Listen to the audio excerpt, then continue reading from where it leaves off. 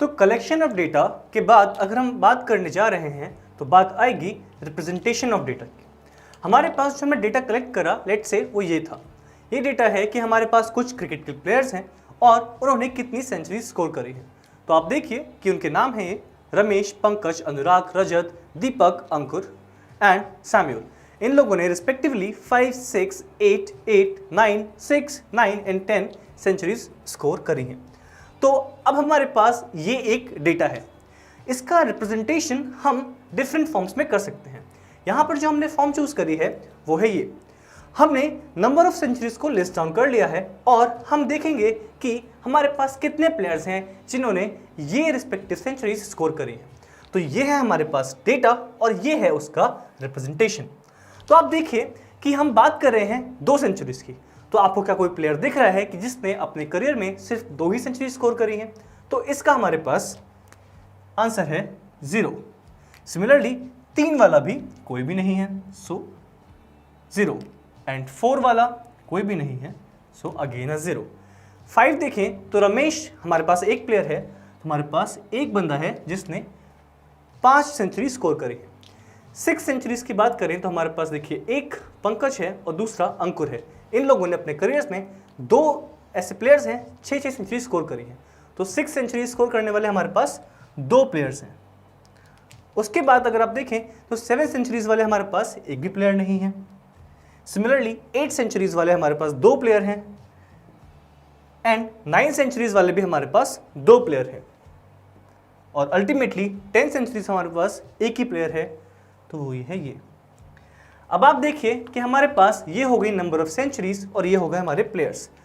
हमारे इस वाले कैटेगरी को हम फ्रीक्वेंसी कहते हैं। फ्रीक्वेंसी का मतलब यहाँ पे ये है कि हमारा कौन सा एक एलिमेंट है वो कितनी बार रिपीट हो रहा है।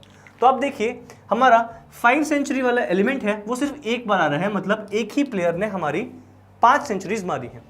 उसके आगे आप देखिए कि हमारे 6 सेंचुरीज वाले 2 एलिमेंट है, मतलब 6 सेंचुरीज 2 प्लेयर्स ने मारी है।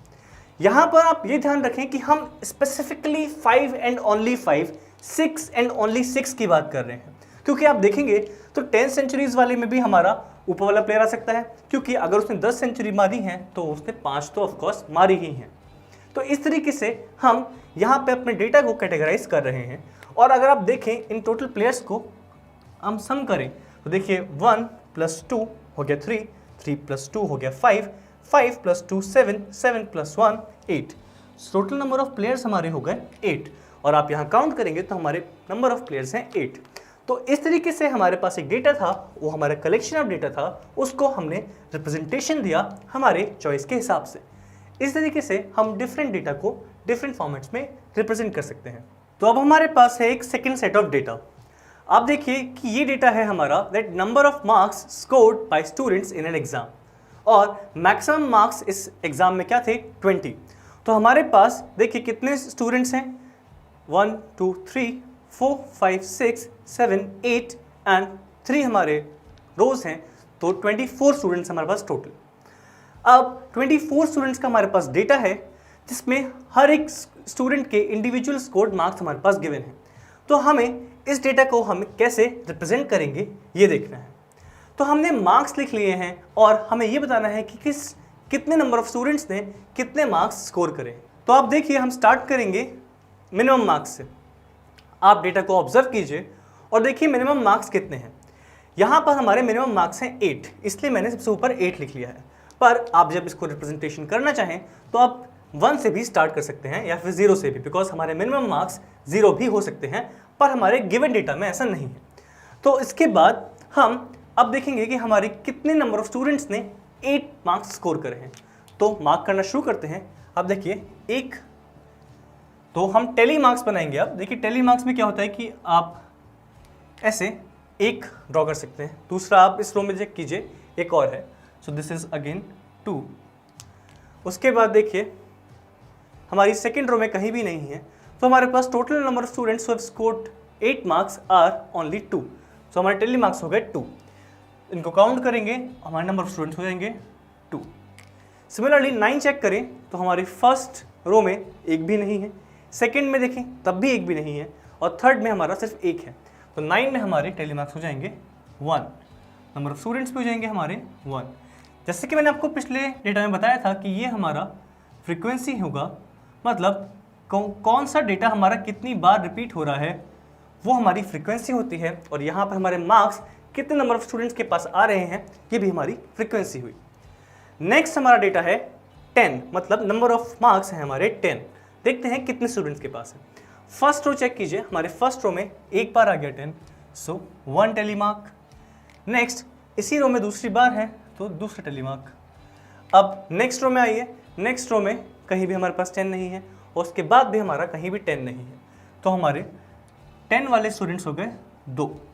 11 वाले देखते हैं। 11 देखिए, फर्स्ट रो में एक बार है तो एक टेलीमार्क, दूसरा सेकेंड रो में देखिए आप एक भी बार नहीं है और थर्ड में एक बार है तो इसीलिए दूसरा टेलीमार्क। टोटल नंबर ऑफ स्टूडेंट्स हो गए हमारे 2। नंबर 12 देखते हैं, मतलब टोटल नंबर ऑफ मार्क्स 12 कितनी बार है। पहली रो चेक कीजिए तो एक बार ये रहा, सो एक टेलीमार्क। दूसरी बार देखिए यहाँ पर है, सो सेकेंड टेलीमार्क। थर्ड देखिए सेकेंड रो में कहाँ है, सेकेंड रो में कहीं भी नहीं है, और थर्ड रो में चेक कीजिए, थर्ड रो में भी ये नहीं है। सो हमारे total number of students who got 12 marks are 2। Next 13 देखते हैं। 13 फर्स्ट रो में हमारा कहीं अपेयर नहीं कर रहा है।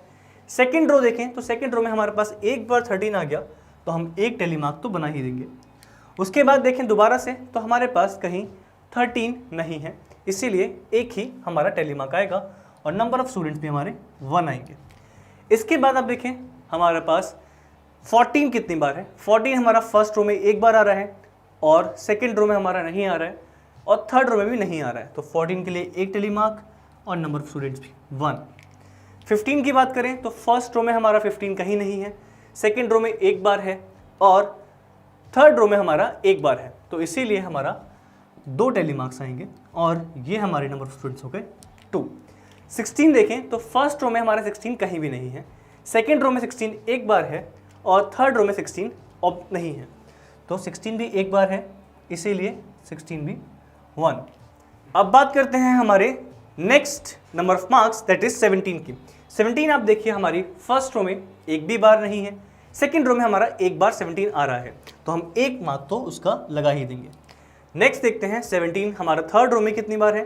17 थर्ड रो में एक ही बार है, तो उसका भी हमारा एक मार्क लग गया। अब आप देखिए कि हमारा 17 के 2 टेलीमार्क्स हैं, तो उसकी फ्रीक्वेंसी हमारी 2 हो गई।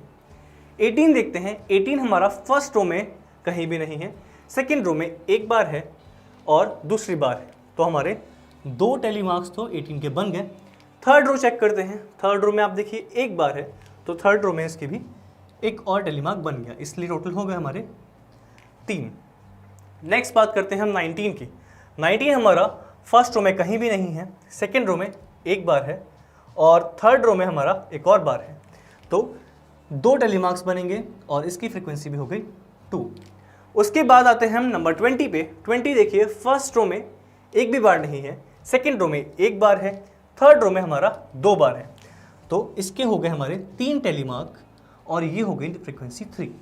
तो अब हमारे पास इस डेटा से हमने एक कलेक्शन लेकर हमने रिप्रेजेंटेशन लिखा है, जिस प्रेजेंटेशन में हमें पता चल रहा है कि कितने नंबर ऑफ स्टूडेंट्स ने कितने मार्क्स स्कोर करे हैं। तो 8 मार्क्स स्कोर करे हैं 2 स्टूडेंट्स ने, 9 स्कोर करे हैं 1 स्टूडेंट ने, 10 स्कोर करे हैं 2 स्टूडेंट्स ने, 11 2 ने, 12 2 ने, 13 1 स्टूडेंट ने, 14 1 स्टूडेंट ने, 15 2 स्टूडेंट्स ने, एंड सिमिलरली हमारे बाकी भी डेटा हमारे पास रिप्रेजेंटेड है। तो इस तरीके से हमारे इस रॉ डेटा को हमने एक रिप्रेजेंटेशन में कन्वर्ट कर लिया, जिससे हमें इंफॉर्मेशन ईजिली मिल सकती। तो अब आप देखिए कि हमारा ये डेटा करेक्ट कैसे है। आप इस नंबर ऑफ स्टूडेंट्स को कैलकुलेट कीजिए एंड ये हमारा सेम आना चाहिए जो कि यहाँ पर है। यहाँ पर हमारे नंबर ऑफ स्टूडेंट्स है 24 और आप इन सब वैल्यूज़ को ऐड करेंगे तो हमारा टोटल आएगा वो आएगा 24। 24 is what? Total number of students.